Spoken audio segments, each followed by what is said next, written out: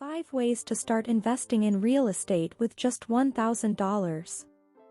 Before starting, please like the video and subscribe our channel, Earn Online with Rabina, for more videos. 1.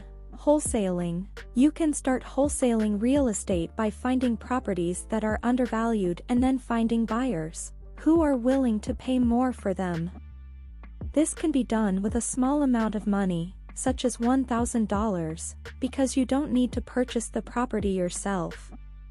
2. Lease options. Another way to get into real estate with a small amount of money is to find properties that are for rent, and then negotiate with the landlord to lease the property with the option to buy it. 3. House flipping. You can use $1,000 as the down payment to buy a fixer-upper property and resell it after renovating it. 4. Renting out a room. You can use $1,000 to purchase a property or fix up a room in your existing home and then rent it out on platforms like Airbnb. 5. Virtual real estate investing. You can invest in real estate online through platforms like Fundrise, Roofstock, Diversifund, etc., which allows investing in real estate with a small amount of money. This way you can own a piece of a property or a portfolio of properties with a small investment.